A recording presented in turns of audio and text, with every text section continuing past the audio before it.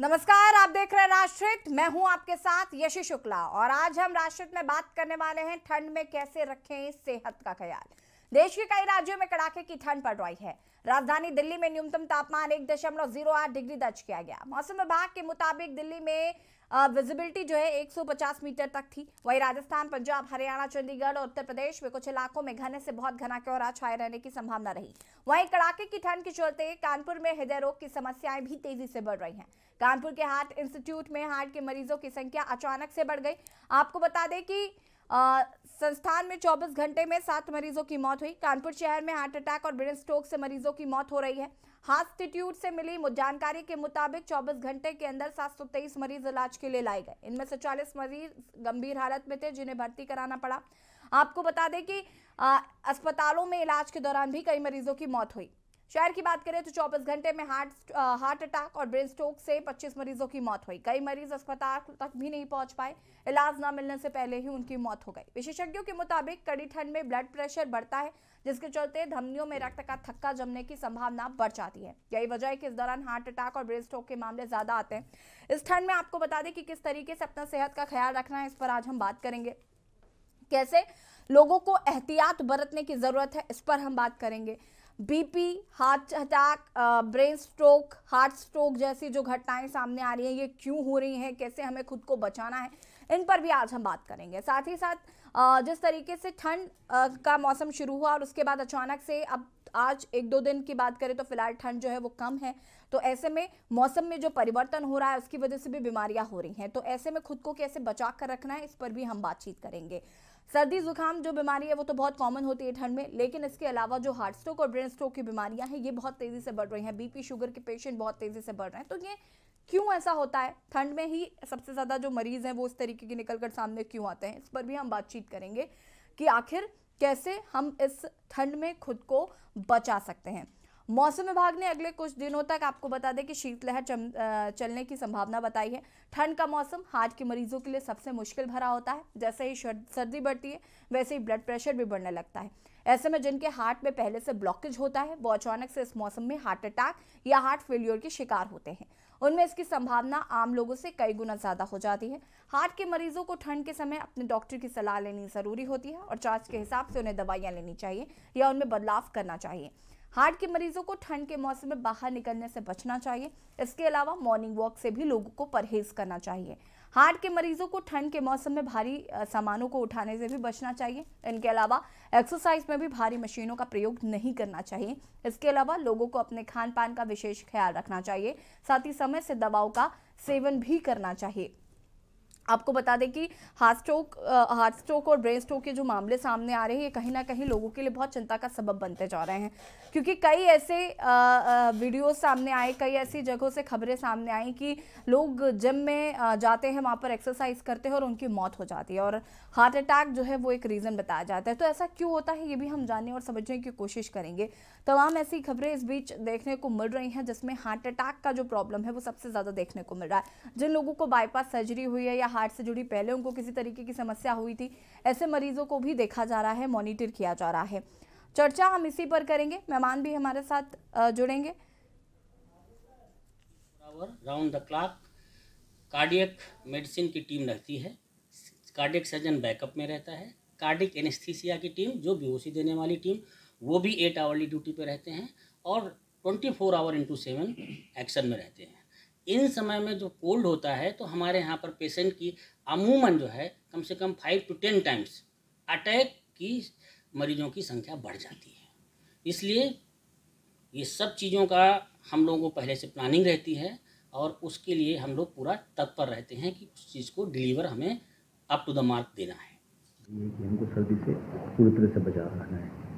आप morning, evening, night, late night घर से बाहर ना निकलें। एक कंफर्टेबल एनवायरनमेंट में अपने घर के अंदर बना कर रखें। बहुत ज़्यादा ब्लोअर हीटर का इस्तेमाल ना करें। एक ऑयल हीटर्स आते हैं, आप उनका यूज़ करेंगे तो घर के अंदर गर्मी भी रहेगी और ऑक्सीजन की कमी नहीं होगी। आप कुछ दवाइयाँ हैं, बीपी की दवाई खा रहे हैं, आप अपने हार्ट के लिए कोई दवाई खा रहे हैं, उसको प्रॉपर मात्रा में लें। बीपी बिल्कुल ना बढ़ने दें, बीपी का बिल्कुल ध्यान रखें, धड़कनें ना बढ़ने दें। और आपको अगर कोई भी सिम्टम लग रहा है, कोई परेशानी लग रही है कि नहीं हमको ये दिक्कत कुछ अलग से हुई है, उसको बिल्कुल इग्नोर ना करें। आप अपने फिजिशियन, कार्डियोलॉजिस्ट, डॉक्टर जो भी है उसके पास जाएं, उसको जाकर उसको दिखाएं, उसकी दवाई लें। सर इधर देखा जा रहा है नई उम्र के युवाओं में ज़्यादा हार्ट अटैक पाया जा रहा है। इग्नोरेंस बहुत होती है। एक्चुअली क्या होता है कि लगता है कि हमको अभी हमको इस एज में कुछ नहीं होगा, और अपने सिम्टम्स को किसी भी दूसरी चीज़ से जोड़ लेते हैं। जैसे कि सीने में दर्द हो रहा है तो जोड़ लेते हैं कि हमको औसत गैस की कोई दिक्कत हो रही हो, हमको सांस फूल रही है, तो उसको किसी एक सिम्टम्स को इग्नोर करते हैं। वही इग्नोरेंस हम लोग को भारी पड़ती है। हम लोग को महसूस होता है कि दर्द हो रहा है, लेकिन हम उसको किसी दूसरी चीज़ से जोड़ लेंगे, सर्दी से होगा, ये होगा, क्योंकि मन में रहता है कि हम तो अभी जवान है, तुमको नहीं होगा, तो उसी में हार्ट अटैक वगैरह की समस्या आ जाती है।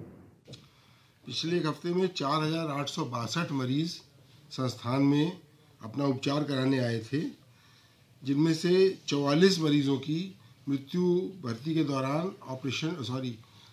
दौरान गंभीर रोग होने के कारण मृत्यु हुई, और इसके अलावा 54 व्यक्ति ऐसे थे जो अस्पताल आने से पहले ही मृत्यु को प्राप्त कर चुके थे। सर और क्या नाम है, कितने मतलब क्या उपाय क्या इनका, मतलब बचने का जो ठंड है?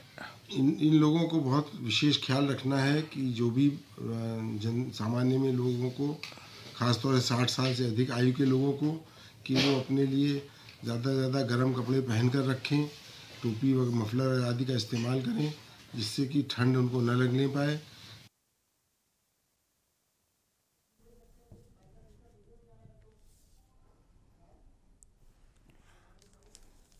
तेजी से आपको बता दें कि ब्रेस्ट स्ट्रोक और हार्ट स्ट्रोक के मामले बढ़ रहे हैं। लगातार अस्पतालों में ऐसे मरीजों का आना जाना हो रहा है। चर्चा हम इसी पर करेंगे। लगातार टीवी स्क्रीन पर भी नंबर फ्लैश हो रहे हैं। अगर आपको इससे जुड़ी कोई समस्या हो या आप कुछ अपनी राय देना चाहते हैं तो आप हमें कॉल कर सकते हैं। टीवी स्क्रीन पर नंबर फ्लैश हो रहे हैं। डॉक्टर रंजीव सूद जी, जो कि डीन हैं आरएमएल अस्पताल से, हमारे साथ जुड़ चुके हैं। और अजय शंकर त्रिपाठी जी, चिकित्सा अधीक्षक लखनऊ से हमारे साथ जुड़ चुके हैं। अजय शंकर त्रिपाठी जी, बहुत बहुत स्वागत है आपका के न्यूज़ में। सबसे पहले मैं बात करना चाहूँगी, क्योंकि ठंड का मौसम शुरू हुआ और जिस तरीके से देखने को मिल रहा है कि ब्रेन स्ट्रोक और हार्ट स्ट्रोक के जो मामले हैं वो काफ़ी तेज़ी से बढ़ते हुए नजर आ रहे हैं, तो इस पर क्या कुछ कहना चाहेंगे, क्योंकि ये क्यों हो रहा है ये समझना बहुत ज़्यादा ज़रूरी है। आप मुझसे पूछ रहे हैं? राजीव सूद जी भी हमारे साथ जुड़ चुके हैं, आपका भी बहुत बहुत स्वागत है। नहीं, अजय शंकर त्रिपाठी जी से ये प्रश्न था, उसके बाद राजीव जी आपके पास आऊंगी मैं।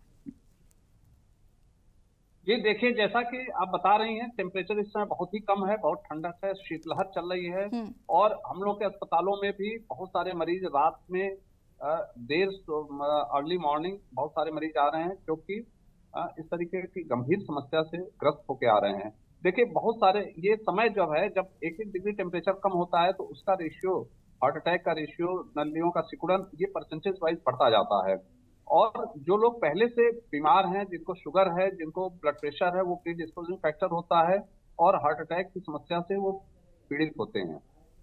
तो जो लोग भी ब्लड प्रेशर जिनको है, जो लोग दवा खाते हैं, वो इस समय अपने डॉक्टर के पास तुरंत चले जाना चाहिए और स्क्रीनिंग करा लेनी चाहिए। जब वो ठीक है, शुगर का टेस्ट हो जाना चाहिए, ब्लड प्रेशर देख, तो इस सीजन में ब्लड प्रेशर भी बढ़ा रहा है लोगों का। तो लोग एक गोली से 6 महीने साल भर से खाए जा रहे हैं, और लेकिन वो ब्लड प्रेशर अपना मेजर नहीं करवा रहे हैं। तो अगर ब्लड प्रेशर बढ़ा हुआ है या इस तरीके की समस्या है तो अपने डॉक्टर के पास जाएं, और ये सुविधा हर पीएचसी, सीएचसी से शुरू होती है, जिला अस्पतालों में है, हर जगह सुविधा उपलब्ध है। वो वहां जाकर अपना इलाज, अपना एक स्क्रीनिंग टेस्ट तो जरूर करा लें, कि अगर इस तरीके की गंभीरता कुछ सामने आने वाली है, अपना ईसीजी करा लें। इस तरीके की चीजों को लेकर वो रखें। जब हम पोस्ट कोविड एरा में हैं तो एक समस्या और भी है हमारे साथ, एक ठंड के अलावा पोस्ट कोविड एरा में भी हैं। कोविड जिनको हुआ है पहले, वो भी एक उसके लिए बड़े सशक्त हैं कि वो चीजें हो सकती हैं।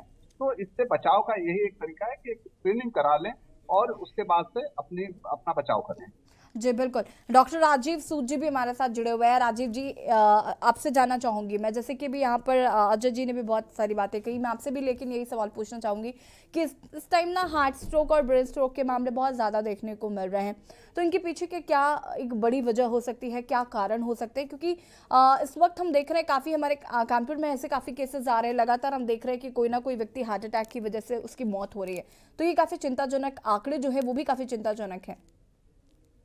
देखिए, जो अभी मौसम चल रहा है और जो ये टाइम है, इसमें 2-3 चीजें हमको देखनी है। जैसा अभी डॉक्टर साहब ने बताया कि पोस्ट कोविड टाइम चल रहा है और उसमें एंडोथेलियल डिसफंक्शन बोलते हैं हमारी जो ब्लड वेसल्स हैं, हमारी जो खून की नलियां हैं, इनकी जो अंदर की लेयर होती है वो इसमें अफेक्टेड है और इसमें काफी कैल्शियम वगैरह भी डिपॉजिट होता है। पॉल्यूशन से भी, ठंड से भी प्रॉब्लम हो रही है। और उसके बाद जो लोग एक्सरसाइज करते हैं, स्ट्रेनियस एक्सरसाइज हैवी क्लोथिंग के अंदर, उनमें उनकी वेसल्स वगैरह डायलेट होती हैं और सडनली उनको ब्लड प्रेशर डाउन होता है। और हाइपोथर्मिया बोलते हैं कि आपका अचानक एक्सपोजर टू वेरी कोल्ड, उससे भी ये प्रेसिपिटेशन होता है। जो पोल्यूशन है वो भी इसको ऐड कर रहा है सर्दी के अलावा। और पोस्ट कोविड एरा है, और अगर किसी को फ्लू हुआ है या किसी का हार्ट रेट बढ़ गया है उसकी वजह से, आपके कफ एंड कोल्ड की वजह से, उससे ऑक्सीजन की डिमांड जो है हमारी हार्ट की मसल्स में बढ़ जाती है। और जब वो ऑक्सीजन नहीं मिल पाती एडिक्वेट उस बढ़े हुए हार्ट रेट में, उसमें और भी ज्यादा इफेक्ट हो सकता है। इसलिए ये जानना जरूरी है कि अर्ली मॉर्निंग में जब ठंड होती है और पोल्यूशन के लेवल हाई है या जब स्मोग या फॉग है, उस टाइम तो एक्सपोजर बिल्कुल नहीं होना चाहिए बाहर। और इसमें आपको हार्ट के या रेस्पिरेटरी प्रॉब्लम्स बढ़ जाएंगी और उससे डेथ भी, सडन डेथ्स भी हुई हैं। और स्पेशली आपको एक्सरसाइज, स्ट्रेन्यूअस एक्सरसाइज इसमें नहीं करनी चाहिए हैवी क्लोथिंग के साथ। बिल्कुल। अजय जी भी हमारे साथ लगातार बने हुए हैं। मैं आज हम यहाँ पर सिर्फ ठंड को ही लेकर बात नहीं कर रहे हैं डॉक्टर साहब, कहीं ना कहीं हम ये भी देख रहे हैं कि बहुत सारी बीमारियां जो है आजकल बहुत कॉमन हो गई हैं। लोगों के हेल्थ से जुड़े हम बहुत सारे मसलों पर यहाँ पर बात करना चाहते हैं कि चाहे वो शुगर के मरीज़ हों या बीपी के मरीज़ हों, और भी बहुत सारी पेट से जुड़ी बहुत सारी बीमारियां जिनके नाम भी नहीं सुने होते और डॉक्टर्स बताते हैं कि आपको ये बीमारी है, तो वो कहीं ना कहीं अब बहुत ज़्यादा देखने को मिल रहा है। तो इसके लिए बड़ा कारण क्या समझते हैं आप? अजय जी, शुरुआत आपसे करूंगी, उसके बाद मैं राजीव जी आपके पास आती हूँ। अजय जी। लोगों का खान पान जो हुआ है, दैनिक दिनचर्या हुई है, वो सब बिगड़ती जा रही है। बच्चों में से लेकर वयस्कों में, सभी में ये चीजें दिक्कत आ रही है। हम कोई एक ऐसी चीज नहीं खा पा रहे हैं जो स्वस्थ हो, जो खाने लायक चीजें हैं। अब बच्चे भी देखिए तो शुरुआत से ही ऑनलाइन डिमांड करके और फास्ट फूड खाना और ये सारी चीजें, जैसे समोसा खाना या जो कुछ भी जो चीजें ठेले पे बन रही है, वो तेलों का रिसाइकिल होता है। कई बार वो तेल उबाल के बनाते हैं, उसमें इससे बहुत ही दिक्कत होती है, इम्यूनिटी लो होती जाती है। और जब समय ऐसा चल रहा हो, अभी सरकारों ने हमें अलर्ट घोषित किया है कि इस समय कोविड फिर से मतलब अगली वेव भी आ सकती है, और इस समय लोग लापरवाही कर रहे हैं, तो ऐसी लापरवाही भी ठीक नहीं है। और जो दिनचर्या होनी चाहिए, हम अपने शरीर के लिए समय नहीं निकाल पा रहे हैं। और आपको बहुत ही बधाई कि आपने ऐसा प्रोग्राम लेकर आई हैं और लोगों को जागरूकता इससे निश्चित रूप से आएगी। हम 24 घंटे में कम से कम 1 घंटे समय अपने लिए अगर निकालें तो ये ज्यादा बेहतर होगा। अपना योग, प्राणायाम या जो कुछ भी दैनिक दिनचर्या होती थी उसको कस्टमाइज करें। घर का बना हुआ ज्यादा से ज्यादा खाना खाएं जो घर पे बन रहा है, और इस तरीके से एक्सरसाइज करना। और क्या खाना है जिससे इम्यूनिटी बढ़े, बहुत सारी चीजें ऐसी हैं कि जो हम लोग नहीं कर रहे हैं इस समय। उसी का कारण है कि ये इस तरीके से बीमारियां और चीजें हो रही हैं। हम व्यायाम नहीं कर पा रहे हैं, हम योग और प्राणायाम नहीं कर पा रहे हैं, तो सब चीजें हो रही हैं। ठंड एक अलग कारण है, ठंड तो हफ्ते 10 दिन में ठीक हो जाएगी। हम जैसे एक उदाहरण के लिए लें कि एक जैसे गाड़ी होती है, कार है, पेट्रोल गाड़ी है, अगर उसमें हम डीजल भरवाने लगेंगे तो वो खराब हो जाएगी, नहीं चलेगी। वैसे हमारा भी इंजन है, जिसके लिए ये बना है, हम वही वाला ऑयल डालें तो शरीर सही चलेगी। ये ध्यान में रखें, और तो हम निश्चित रूप से अच्छा जीवन भी व्यतीत कर सकते हैं और स्वस्थ भी रह सकते हैं। इसका ध्यान रखना होगा। ठीक है। राजीव जी, जैसे कि यहाँ पर अभी अजय जी ने बताया कि एक्सरसाइज करना, व्यायाम करना हमारे लिए बहुत ज़रूरी है, बहुत महत्वपूर्ण है, लेकिन ये जो केसेस जिम वाले जो सामने आ रहे हैं ये बहुत खतरनाक होते हैं, क्योंकि एक्सरसाइज करते करते हमने देखा कि लोग बहुत फिट नज़र आते हैं बाहर से।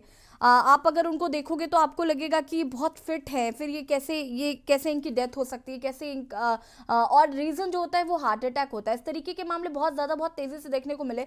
मुंबई में हमारे जो एक्टर एक्ट्रेस हैं, ऐसे बहुत केसेस देखने को मिले जिन्होंने बहुत कम उम्र में अपनी जान को गंवा दिया और जिम में उनकी मौत हुई। तो ये काफ़ी ज़्यादा मतलब लोगों के लिए सोचने का विषय हो गया। तो ये कैसे, हम इसको कैसे देखें और ऐसे क्यों हो रहा है?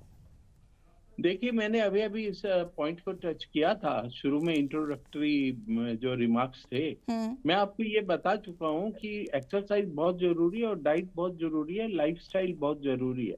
पर जब आप वो एक्सरसाइज करते हैं, आपके जो वार्म क्लोथिंग है वो आपकी लाइट होनी चाहिए। अगर आप हैवी के अंदर करेंगे और वर्क करेंगे या एक्सरसाइज करेंगे तो उसमें आपके ब्लड वेसल्स जो है वो डायलेट हो जाएंगे, उससे आपका ब्लड प्रेशर गिर सकता है। और जब वो गिरेगा, और ठंड के अंदर मैंने बताया ऑक्सीजन कम पहुंचती है, तो ठंड हो या नहीं हो, इन सब कारणों से जो लोग बहुत स्ट्रेनुअस अपना व्यायाम करते हैं या एक्सरसाइज करते हैं और उसमें सावधानी नहीं बरतते, उनको ये सडन डेथ्स हो सकती हैं। जिम्स में भी हो सकती हैं डेथ्स, और कुछ एक्सरसाइज रनिंग वगैरह करते हुए भी हो सकती हैं।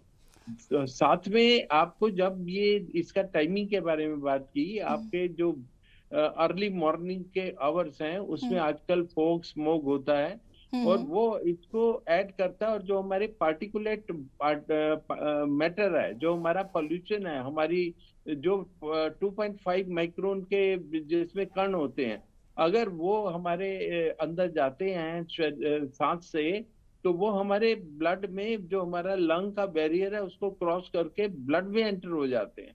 और अगर वो ब्लड में एंटर होते हैं, डायरेक्टली हमारी जो धमनियां हैं, हमारी आर्टरीज हैं, उनको अफेक्ट करते हैं।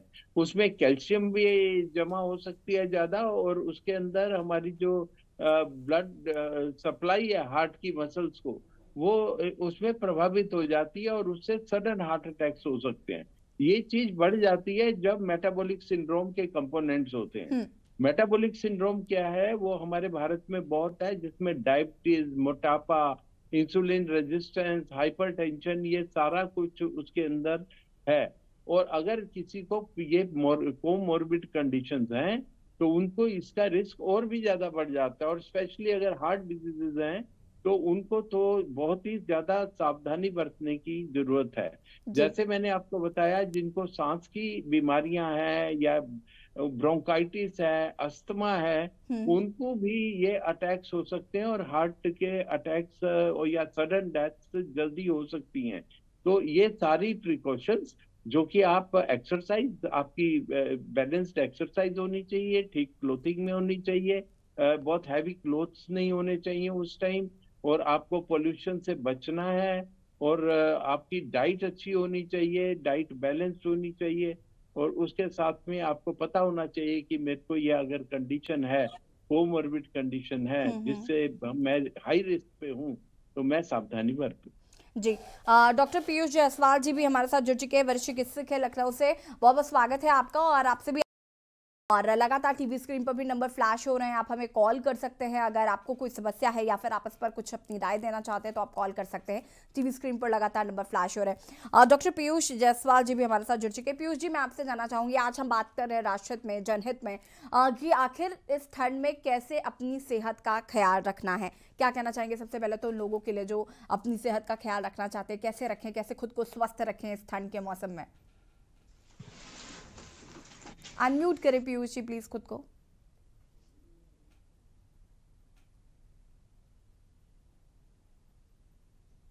हेलो जी, आप हमें सुन पा रही हैं? जी जी जी जी, इसमें ठंड के मौसम में तो इसमें ज्यादातर हम लोग तो चाइल्ड स्पेशलिस्ट हैं, बच्चों के इसमें बहुत इस समय आ रहे हैं। जिस तरह बच्चे के इसमें ठंडक की वजह से इस समय मोस्ट कॉमन की, जैसे कॉमन कोल्ड बहुत फैला हुआ है, और निमोनिया, डायरिया, इस समय सब एक्टिवेट हो गए इसमें बीमारियां। तो हमें बेसिकली ये ध्यान रखना है कि सुबह के समय थोड़ा सा अर्ली मॉर्निंग ना करके अवॉइड करना है। थोड़ा 8 बजे, 8:30 बजे तक उठिए। उसके बाद में इतनी जो एक्टिविटीज़ हैं वो धीरे धीरे करके अपनी स्टार्ट करिए। जैसे कि एकदम से उठ करके बिल्कुल से टॉयलेट में नहीं जाना है, थोड़ी देर अपना टेम्परेचर थोड़ा चेंज करना है, और जब टेम्परेचर थोड़ा सा एडिक्वेट इन्वायरमेंट हो जाए तब फिर आप बच करके उसके बाद में फिर टॉयलेट करने जाइए। और बाकी जितनी चीज़ें, जैसे कि इस समय खान पीन में बहुत कुछ ध्यान रखने वाला है। जैसे ज़्यादातर जो है जिस तरह की बीन्स या कैबेज टाइप की चीज़ें या और भी चीज़ें जो नुकसान करती हैं, वो शायद हमें लगता है इसमें अवॉइड करना चाहिए।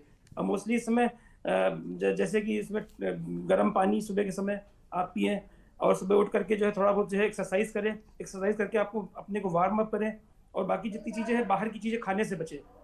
इसमें मोस्टली बीमारी, जैसे बाहर जाते हैं हम कपड़े तो पहन लेते हैं, लेकिन कपड़े पहनने के बाद में जैसे कि जो हमारे पास जो अंदर सांस लेते हैं, सांस लेने की जो प्रक्रिया चल रही है उसमें भी बहुत खतरा रहता है कि ठंडी हवा चली गई उसके बाद में निमोनिया बनने के चांसेस रहते हैं। तो जहाँ तक कोशिश ये करें कि सब चीज़ों से बचें, सुबह के समय ठंडक से बचें और गर्म गर्म चीज़ें पीना स्टार्ट करें। और जो पौष्टिक चीज़ें जैसे कि दाल है और प्रोटीन वाली चीज़ें हैं वो सब ज़्यादा से ज़्यादा खाएं, जिसमें हमारी इम्यूनिटी बनी रहे। और सुबह के समय के चाहे थोड़ा बहुत गिलोय वो स्वास्थ्य के लिए काफ़ी फायदा करती है, तो आप वो थोड़ा सा लेकर के सुबह के समय उसको भी यूज़ कर सकते हैं। इस तरह करके सुबह के समय थोड़ा अपनी दिनचर्या में बदलाव करें, एक फिट रेगुलर लाइफ जिए। कि मतलब मेडिटेशन भी जरूरी है बहुत बहुत, इसके साथ में जो है व्यायाम, योगा व्यायाम और बाकी एक रेगुलर लाइफ स्टाइल। तो ये सब चीज़ें करके हम काफ़ी हद तक का इसको ठंडक से जो है बाकी चीज़ों से बीमारियों से बचा जा सकता है। जी हम और भी चूंकि आप चाइल्ड स्पेशलिस्ट हैं तो बच्चों से जुड़ी और भी तमाम बातें हम आपसे करेंगे, इस पर जानेंगे कि कैसे बच्चों की सेहत का ख्याल रखा जाए, क्योंकि पेरेंट्स के लिए और स्पेशली माओं के लिए जाना बहुत ज़रूरी होता है कि कैसे हम इस ठंड के मौसम में बच्चों को सुरक्षित रख सकें। Doctor Sandeep Kumar Gautam ji, cardiologist surgeon हमारे साथ जुड़ चुके हैं। बहुत बहुत स्वागत है संदीप जी आपका भी। और आपसे जानना चाहूँगी कानपुर की अगर हम बात करें तो कानपुर में इस वक्त जो हार्ट स्ट्रोक, ब्रेन स्ट्रोक के मरीज जो है वो काफ़ी देखने को मिले, काफ़ी बड़ी संख्या में यहाँ पर मौतें भी हुई हैं। तो क्या कॉमन चीज़, एक कॉमन गलती जो आपको लगता है कि लोग करते हैं इस ठंड के मौसम में या फिर आमतौर पर भी? यूजुअली होता क्या है कि कानपुर में जो ठंडी है वो एकदम से 2-3 दिन के अंदर बहुत तेजी से बढ़ गई। तो लोग उसके लिए मेंटली और फिजिकली प्रिपेयर नहीं थे कि इतनी जल्दी सर्दी आ जाएगी। तो जो हार्ट के मरीज होते हैं यूजुअली जिनमें ब्लॉकेज की संभावना थोड़ी सी होती है, जिनको पता नहीं होता है, तो इस वजह से उन्होंने अपना सर्दी में ज़्यादा ख्याल रख नहीं पाया। इस वजह से उनको बड़ी तेजी के साथ हार्ट अटैक की जो मरीज हैं वो एकदम से इमरजेंसी में एकदम से भीड़ उनकी बढ़ गई। तो बेसिकली उसमें हुआ यही है कि लोग समझ नहीं पाए और मौसम ने एकदम से करवट ली। तो जो बॉर्डर लाइन पेशेंट थे उनको बहुत जल्दी हार्ट अटैक का जो है वो अटैक आया। ठीक है। तो इसमें हमें यही है कि अब मौसम की बदलने के लिए जैसे ही संभावना होती है उसके पहले ही हम अपनी तैयारी रखें और अपने आप को सर्दी से बचा करके रखें। और खास करके जो बुजुर्ग हैं और या जिनमें संभावना है, जिनको डायबिटीज है, बहुत सारे होते हैं कि यंग एज में डायबिटीज हो जाती है और वो फिर उनके अंदर कार्डियक डिजीज होने के चांसेस भी बढ़ जाते हैं। तो ऐसे लोगों को जिनको 5-6 साल से डायबिटीज है लेकिन अभी उन्हें हार्ट डिजीज नहीं है या उन्हें पता नहीं है कि उनको हार्ट डिजीज है, वो लोग अपना विशेष ख्याल रखें, सर्दी में बच के रहें। ठीक है, वापस आते हैं। राजीव जी, एक सवाल मेरा आपसे कि कोविड वैक्सीन के बाद से हमने देखा है कि लोग कई बारी वैक्सीन को ब्लेम कर रहे हैं। उनका ये कहना है कि जब से वैक्सीन लगी है उसकी वजह से ये सारी चीज़ें हो रही हैं। इसको लेकर मैं चाहूँगी कि ज़रा क्लेरिफाई करें दर्शकों को, क्योंकि बहुत सारे लोग हैं, अभी चूंकि बूस्टर डोज भी आ गया तो कई लोग नहीं लगवा रहे बूस्टर डोज, और जो कि हमारे लिए बहुत महत्वपूर्ण है क्योंकि कोविड एक बार फिर से एक्टिव है तो कहीं ना कहीं बहुत ज़रूरी होगा। लेकिन ये जो मिथ है लोगों के बीच में, इसे कैसे दूर किया जाए? देखिए, जो कोविड है उसके अंदर जो इफेक्ट्स हैं वो तो डेफिनेटली उसमें हार्ट अटैक्स या वेस्कुलर डिजीज बढ़ जाती है, पर वैक्सीन से ऐसे कोई साइड इफेक्ट्स नहीं है। जो वैक्सीन पूरी रिसर्च्ड हैं और उनके साइड इफेक्ट्स पे जब स्टडी की गई हैं तो ये माना गया है कि उसमें सिग्निफिकेंट इंक्रीज नहीं है। भारत की जहां तक बात करें तो भारत में बहुत सारे लोग कोविड से ऑलरेडी अफेक्टेड है, या तो उनको सिम्टम हुए या एसिम्प्टोमेटिक रहे, पर कोविड जो है वो 90-95% या उससे भी ज्यादा लोगों को एंटीबॉडीज पॉजिटिव पाए गए हैं।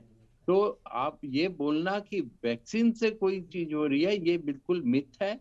ये बिल्कुल इस अफवाह पे ध्यान ना दें और वैक्सीन लगाना बहुत जरूरी है। और हो सकता है थोड़ा जो ढीलापन आया है हमारे बूस्टर जो है, जबकि हमारी जो पॉपुलेशन है वो फर्स्ट और सेकंड डोज से तो पूरी तरह से उनको मिल चुका है वैक्सीनेशन, पर बूस्टर अभी 25 से 30% लोगों ने लगाया है।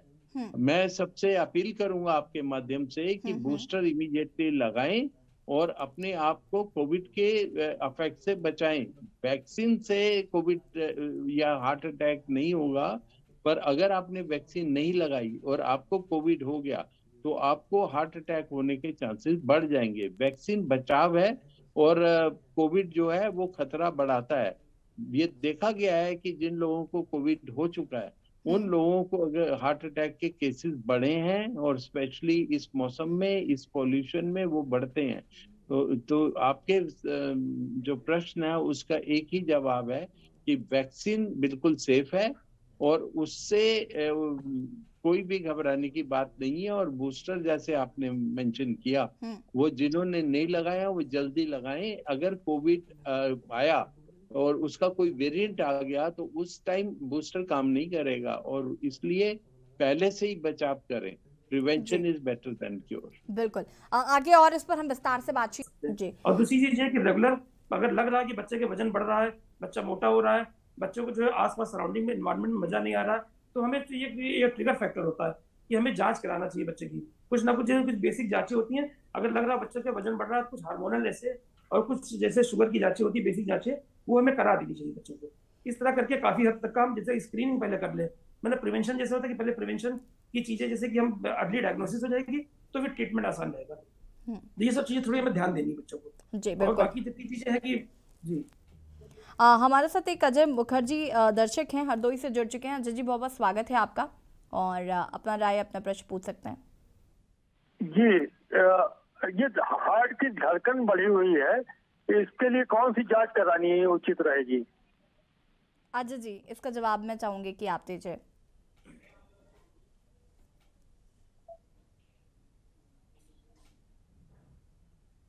हेलो जी अजय जी।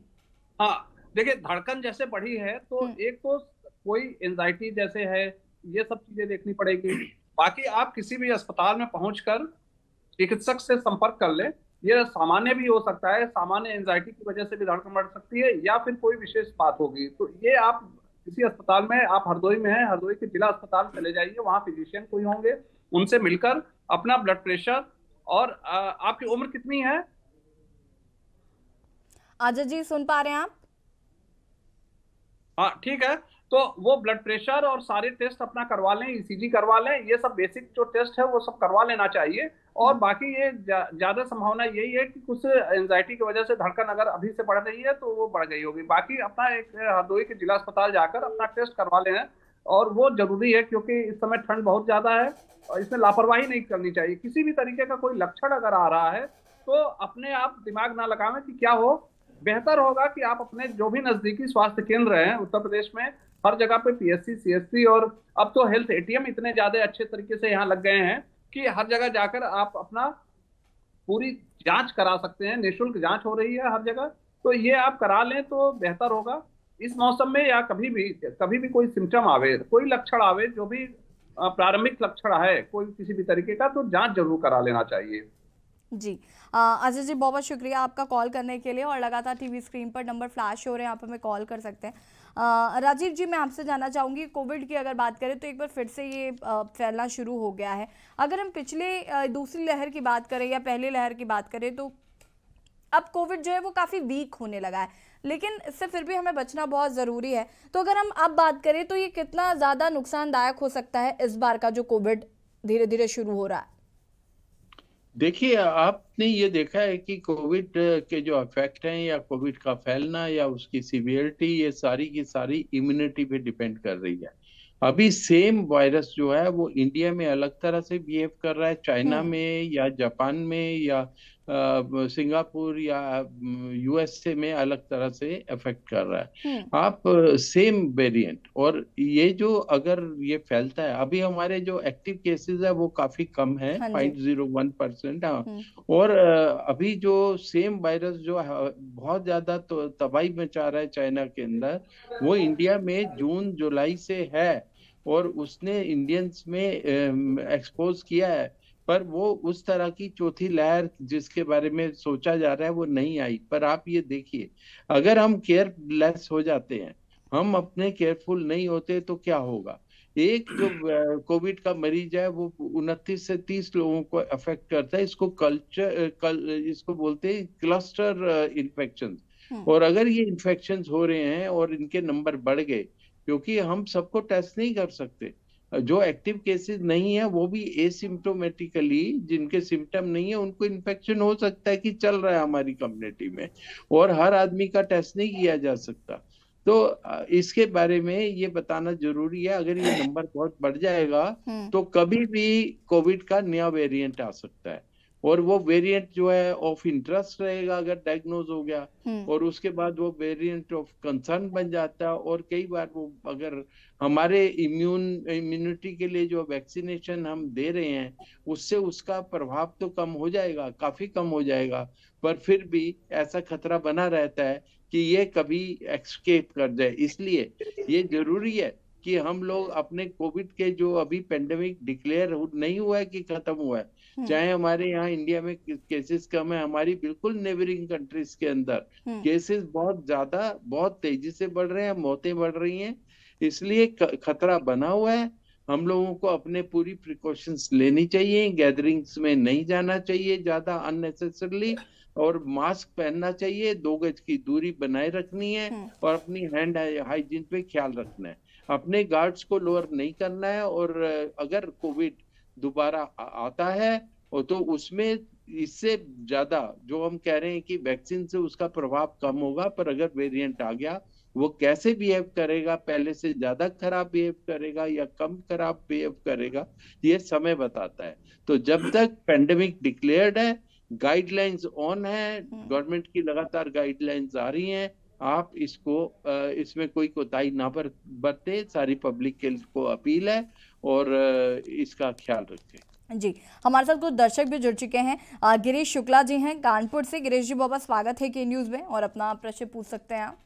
उन्होंने अच्छी अच्छी बातें बताई हैं, लेकिन हम अपने अनुभव के आधार पर ये बता रहे हैं कि मनुष्य को एक समय में एक ही काम करना चाहिए, चाहे बातें कर ले या मोबाइल पे बातें कर ले या अखबार पढ़ ले या साइकिल चला ले या मोटरसाइकिल चला ले। अगर कई काम एक साथ आदमी करता है वो शरीर के लिए घातक है। दूसरी बात, सुनी सुनाई बातों के आधार पर ये खा लिया, वो पी लिया, इम्यूनिटी बढ़ा लेंगे, ये कर लेंगे, ये नहीं करना चाहिए किसी को। और सरकार का उत्तरदायित्व है, जहाँ पे मैन्युफैक्चरिंग हो रही है आटे की, मैदे की, रिफाइंड की, शक्कर की, चाय की, जहाँ पे इनकी मैन्युफैक्चरिंग और मसालों की, पिसे पिसाए मसालों की, वहाँ छापे तुरंत डालें, और वहाँ पे जो चीज बन रही है उसका सैंपल तुरंत टेस्ट करें और तुरंत बताएं कि इसमें क्या है क्या नहीं है, ये खाने लायक है भी कि नहीं है। हर ब्रांड के लिए, किसी भी ब्रांड को छोड़े नहीं, ना पतंजलि ना किसी को, इसकी फौरन चेकिंग कराए सरकार। इनमें सब में गड़बड़ी है और लोग वो खा पी करके अपना शरीर खराब कर रहे हैं। और हमारा यही धन्यवाद सबको भाई, इस बड़ी बड़ी अच्छी बातें हमारे डॉक्टर साहब लोगों ने बताई है, और सरकार तुरंत इस पर ध्यान दे। ठीक है, बहुत शुक्रिया गिरीश जी। विशाल नंदा जी हमारे साथ जुड़ चुके हैं। विशाल जी अपना प्रश्न पूछ सकते हैं आप। हाँ जी, मेरा तो ये कि मेरे 2 स्टेंट बच्चों की हार्ट में, और मेरा पहले ब्लड प्रेशर नहीं रहता था, अब मेरा ब्लड प्रेशर होने लगा है, हाई भी और लो पर हाई मेरा दोनों। तो मैं क्या ले सकता हूँ? अजय जी,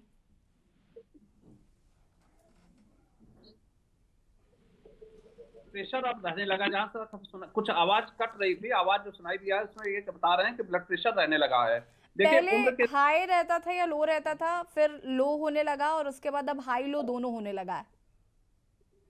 हाँ, ये देखिए, आप अपना जो है एक पूरा चेकअप जो है जहां भी रह रहे हो अपने यहाँ जाकर देखिए। और अब तो मशीनें आ गई हैं बहुत अच्छी, उसमें नापने की भी जरूरत नहीं है, अपना घर पे भी नाप सकते हैं। तो एक चार्ट बना ले, चार्ट बनाकर अंदाज से ना कहें कभी हाई हो रहा है कभी लो हो रहा है, ऐसा जनरली नहीं होता है। अगर आप कोई दवा खा रहे हैं तो लगातार दवा खाते रहें, डॉक्टर की निगरानी में रहें, ये जरूरी है। फ्लक्चुएशन होना ये होगा क्या कि आप दवा ज्यादा जब खा रहे होंगे फिर छोड़ देते होंगे, फिर बढ़ जाता होगा। दवा का इरेगुलर प्रयोग जो है उसकी वजह से इसकी संभावना ज्यादा हो सकती है। लेकिन आपको चाहिए कि किसी भी फिजिशियन के पास या हार्ट स्पेशलिस्ट जो भी आपके शहर में हो, जहां भी आप रह रहे हो, वहां दिखा लें और उसका उपाय यथोचित उपाय करें। नमक का सेवन थोड़ा सा मेंटेन करें, नमक थोड़ा कम खाएं अगर हाई ब्लड प्रेशर है। और जीवन शैली वो बहुत ही महत्वपूर्ण है। जीवन शैली को अगर आप रखते हैं, तनाव मुक्त जीवन जीने की कोशिश करिए। और सुबह उठकर गुनगुने पानी से शुरुआत करना है। आपको चाय और कॉफी का प्रयोग, देखिए चाय और कॉफी ये भी ब्लड प्रेशर बढ़ाने में बहुत कारगर होती है। चाय कॉफी का अत्यधिक सेवन ये भी खराब चीज है।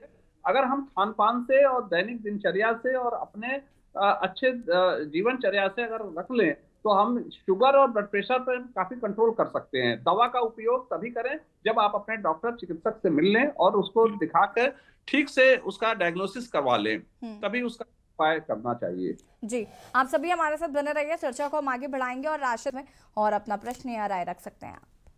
मैम नमस्ते। जी नमस्कार। मैम ये माता जी को जो है 2 मतलब ब्लॉकेज है हार्ट में, और उनको जो है शुगर भी उनका बढ़ा हुआ थोड़ा 331 से लगभग, तो उनके लिए अभी क्या करना चाहिए जी मैम? अजय जी आपसे जवाब चाहूंगी मैं। देखिए, अगर आप कानपुर में रह रहे हैं और ब्लॉकेज डिसाइड हो गया है कि ब्लॉकेज है, तो इसके लिए तो ये है कि आप अपने हृदय रोग संस्थान, जैसा अभी बात हो रही थी, वहां पे डायरेक्टर सर भी बैठे हुए थे अभी, आप वहां तुरंत चले जाएं और किसी हृदय रोग विशेषज्ञ को दिखा लें कि किस तरीके की उसमें चीजें होंगी। वो कभी कभी एंजियोग्राफी एंजियोप्लास्टी से भी चीजें हो सकती हैं, कभी कभी बाईपास करना पड़ सकता है। तो जो भी उचित समाधान होगा वो वहाँ के हृदय रोग विशेषज्ञ आपको बताएंगे। और कानपुर एक बहुत अच्छी जगह है, आप वहाँ पे बिल्कुल हृदय रोग संस्थान जो मेडिकल कॉलेज का बगल में ही है, वहाँ पे दिखा लें और संतुष्ट हो, जो डॉक्टर कहे उसके हिसाब से ही आप अपना काम करें। इसमें यही हमारी राय है। जी बहुत बहुत शुक्रिया कॉल करने के लिए। और हमारे वरिष्ठ चिकित्सक यहाँ पर मौजूद हैं पीयूष जायसवाल जी, उनसे जानना चाहूँगी मैं। पीयूष जी, बच्चों में इस वक्त डायरिया मलेरिया जैसी जो बीमारियाँ होती है बहुत जल्दी हो जाती हैं बच्चों को, साथ ही साथ पेट दर्द की शिकायत भी मुझे लगता है काफ़ी कॉमन है। आमतौर पर मैंने सुना है कि बच्चों को इस तरीके की प्रॉब्लम्स जल्दी हो जाती है, तो इसके कारण क्या है? देखिए, पहली बात तो बच्चों के अंदर जो इसमें डायरिया, इसमें विंटर डायरिया बहुत फैला हुआ है। इसमें जो मौसम चेंज हो रहा है, इस वजह से जो बैक्टीरियल डायरिया तो बिल्कुल भी नहीं मिल रहा है। विंटर डायरिया जो इसमें बैक्टीरिया वायरस की वजह से हो रहा है। तो ये वायरस इसमें जो है मेन कल्प्रिट हो रहा है, जिसमें सर्दी जुकाम जिस तरह से फैल रहा है उस तरह से ये डायरिया भी इस तरह से फैल रहा है। तो मेन बचाव के लिए तरीका यही है कि हम तो जैसे हल्का सा डायरिया स्टार्ट हो तो आप पहले ORS का घोल देना चालू कर दें, और डिहाइड्रेशन को तरह इसका मेंटेन रहे, बच्चा बाथरूम करता रहे ठीक ठाक, बच्चा पानी पीता रहे, और ये सब चीजें हमें थोड़ा ध्यान देनी पड़ेगी। खान पीन में बदलाव करना पड़ेगा। जैसे इसमें हल्का भी थोड़ा बहुत खा लिया और वायरस इसमें एक्टिवेटेड है तो 2 मिनट के अंदर इन्फेक्शन ऐसे हो जा रहा है। तो इस तरह डायरिया से बचने के लिए तो मेन यही है कि अब उसको खान पीन में बदलाव करें और बच्चे को ORS थेरेपी, सिर्फ ORS जो है वो 2-3 दिन आप देते रहिए, और जिंक का एक सिरप आता है वो थोड़ा सा अब कॉमन चीज में दे दीजिए, तो इससे काफी डायरिया कंट्रोल हो जाता है। और बाकी दूसरी चीज आपने मलेरिया बताया, मलेरिया तो खैर इसमें अब थोड़ा सा जो है उसकी इंटेंसिटी कम हो गई है। हाँ, मलेरिया में भी जाड़ा देके बुखार आ रहा है, वो भी इसमें खाली इंटेंसिटी उसकी नहीं, इसमें मेन निमोनिया, वायरल निमोनिया और वायरल डायरिया, ये मेन इस तरह के पेशेंट मिल रहा है। और कॉमन जो है फूड खाने से इस तरह की बीमारियां बढ़ रही है, तो वो थोड़ा सा हमें बस खान पीन में बदलाव करना है और बच्चों को अच्छी सेहत के लिए अच्छी चीजें बतानी है, कैसे क्या खाना है, कब क्या ध्यान रखना है। तो वो सब चीजें देख करके काफी कुछ चीजें हम बीमारियां कंट्रोल कर सकते हैं। राजीव जी, आपसे जानना चाहूंगी मैं कि बॉडी चेकअप जो है वो समय समय पर लोगों को कराते रहना चाहिए। पहले लोग कराते थे नहीं भी, पहले लोग कराते थे, और अब क्योंकि बहुत मुझे लगता है ज़रूरी भी हो गया है कि लोगों को समय समय पर बॉडी चेकअप जागरूक रहने के लिए ज़रूर कराते रहना चाहिए। कितना ज़रूरी समझते हैं आप इसे? देखिए, बॉडी चेकअप बहुत जरूरी है। इसमें कुछ स्क्रीनिंग्स हैं एज रिलेटेड, जिसमें कुछ कैंसर्स की स्क्रीनिंग भी होती है, वो भी है बॉडी चेकअप के एडिशन में। अब बॉडी चेकअप में जो रूटीन चेकअप है उसके अंदर बड़े बेसिक इन्वेस्टिगेशंस होते हैं, और कुछ जांच जो मैं आपसे बात कर रहा हूँ वो तो करवाते ही रहना चाहिए। और अगर आपको कोई प्रॉब्लम है तो उसके स्पेसिफिक टेस्ट करवाने चाहिए।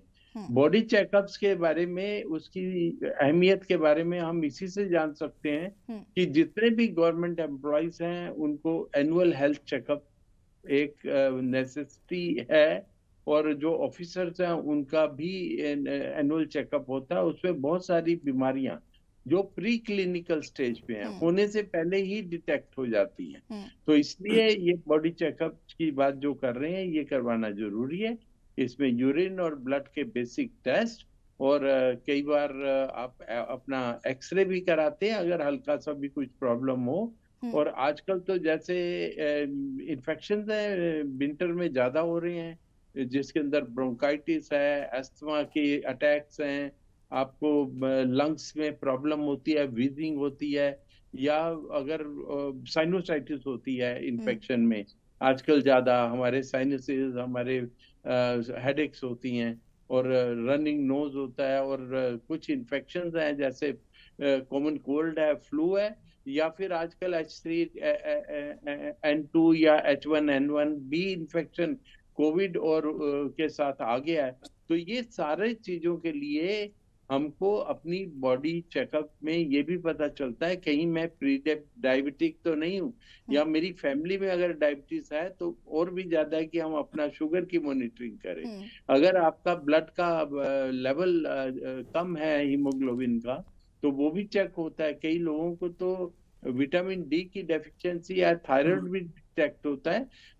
जब जैसा अभी एक पेशेंट ने पूछा था कि हार्ट की रेट ज्यादा हो जाता है, हम क्या करें, तो वो उसके कई कारण हो सकते हैं। और इस रूटीन चेक से हम जब बीमारी हमारे शरीर को ज्यादा नुकसान पहुंचाती है, उससे पहले ही उसको डिटेक्ट कर लेते हैं। जी, राजीव जी, अजय जी और पीयूष जी, आप तीनों का बहुत बहुत शुक्रिया हमारे दर्शकों को इतनी महत्वपूर्ण जानकारी साझा करने के लिए। और राष्ट्र में आज हम बात कर रहे थे कि ठंड में सेहत का ख्याल कैसे रखना है, जिसमें डॉक्टर साहब ने बताया कि रूटीन चेकअप जो है वो काफ़ी महत्वपूर्ण हो जाता है ऐसे में, और हमें रूटीन चेकअप जो है वो रेगुलर बेसिस पे कराना बहुत ज़्यादा ज़रूरी भी है। और जो अगर ज़रा सा भी कहीं कोई दिक्कत अगर महसूस होती है तो हमें तुरंत डॉक्टर के पास जाना चाहिए, उनसे परामर्श जरूर लेना चाहिए। राष्ट्र में फिलहाल इतना है, देखते रहिए के न्यूज़ ज़रिया। नमस्कार।